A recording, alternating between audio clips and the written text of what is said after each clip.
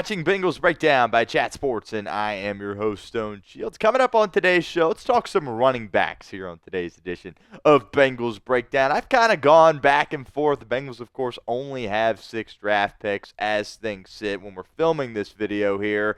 But a lot of people think Cincinnati could use another running back, and I probably would agree with that statement. I think you certainly have your running back one in Chase Brown, but beyond that, certainly could use a little more juice in that room. So it kind of feels like Cincinnati is going to use one of their 6 selections on a running back. And I think part of the reason why they probably should do this is because this running back class is absolutely stacked in this 2025 NFL draft. I feel top to bottom, this isn't one of the stronger drafts we have had in recent years, but at that running back position specifically, I think there's a lot of guys that could add some value to this Bengals team. So we're going to be breaking down some guys here on today's show. But first, make sure you guys hit that subscribe button if you have not done so already. That's youtube.com/BengalsTV. As I mentioned, we are trying to get to 19,000 subscribers here before the NFL draft. And then that week of the NFL draft, we'll be going for 20. That's kind of the process here over the next couple of weeks. Still have a ways to go, so help us out. Hit that sub button, youtube.com/BengalsTV, and we will have updates on all things Cincinnati Bengals, and we will have videos for each pick that Cincinnati makes in the draft. So don't miss out. Hit that sub button right now.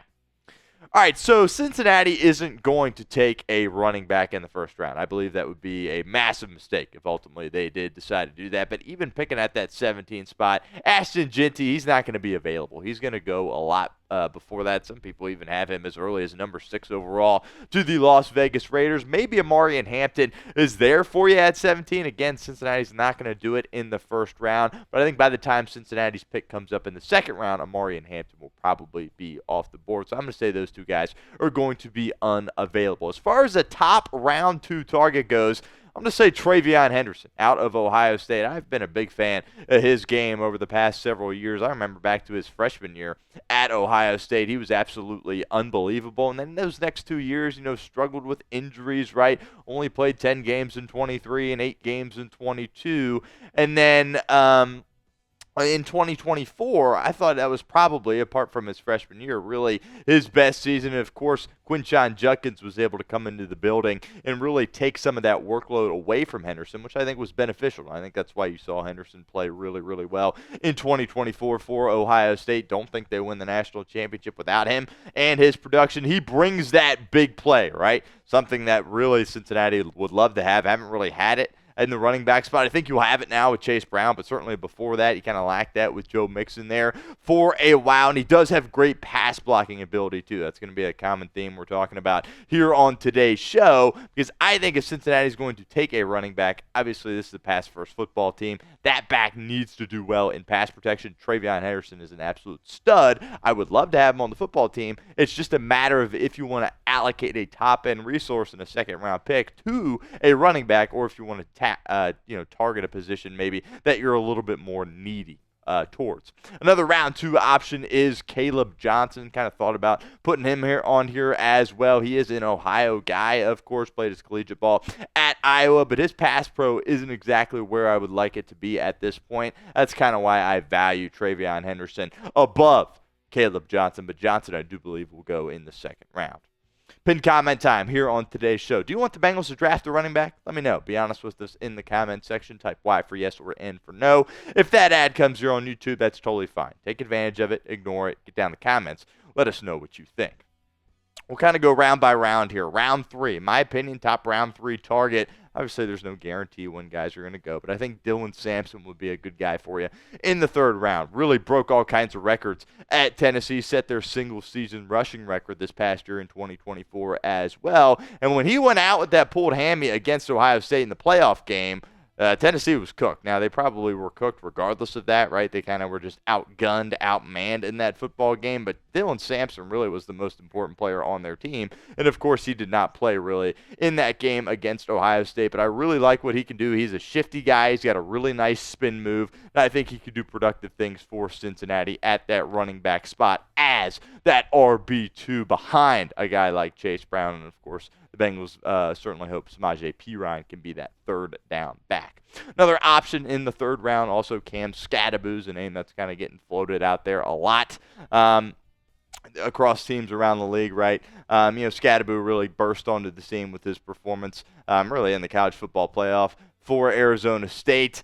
There's some good things about Skattebo. Obviously, nobody really is tougher than that guy. The guy's as tough as nails, but obviously some top-end speed concerns with Skattebo.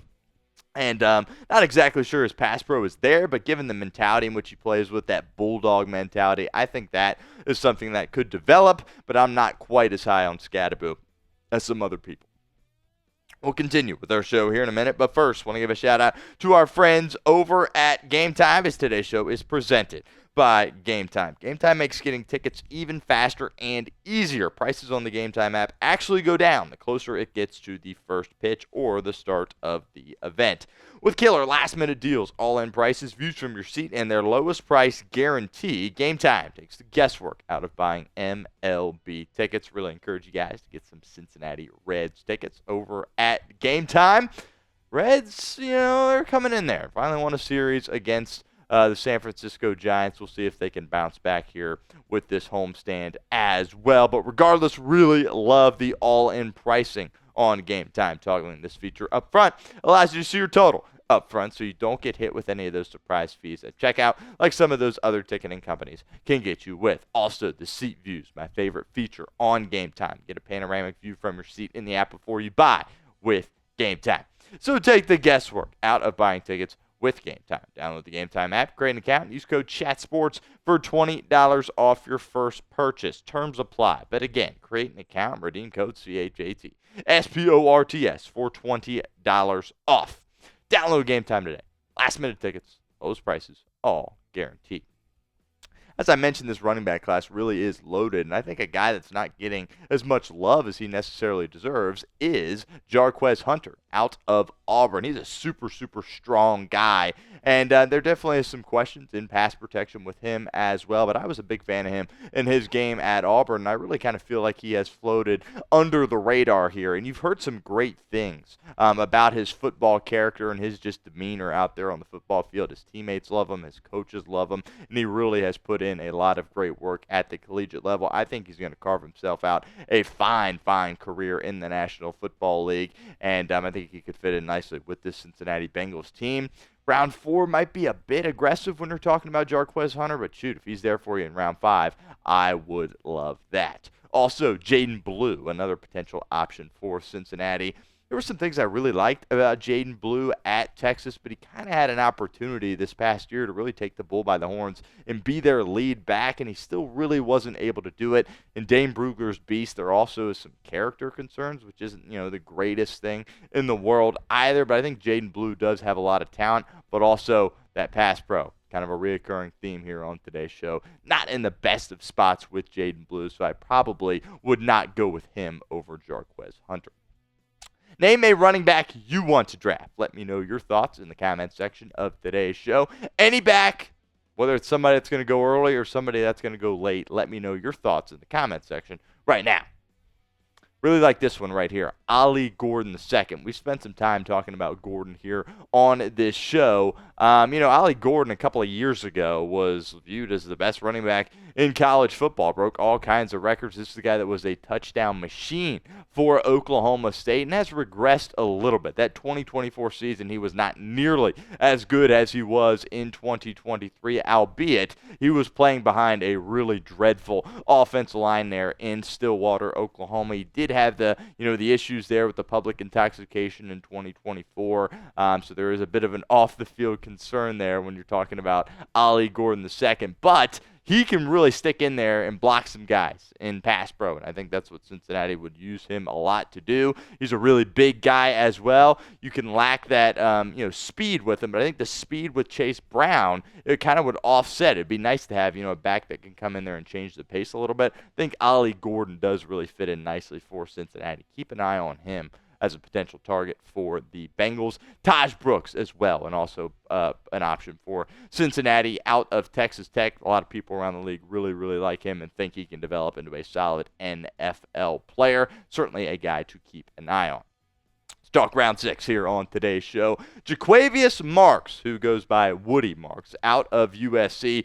This guy is elite out of the backfield as far as pass catching goes, and we've seen that area of Chase Brown's game really develop, but I really am intrigued by a guy that can play like Woody Marks. Woody Marks also is a guy that can play on special teams a little bit for you. Probably should have mentioned on some of these other guys, but like TreVeyon Henderson, that's a guy that doesn't really have much special teams experience. If you're bringing in a running back, you're going to want him. That isn't your running back one, of course. You're going to want him to be able to contribute on special teams. I think Marks can do that for you out of USC. And again, this is somebody that you can take with that 6th-round pick. We'll see if Cincinnati's able to add another pick at some point.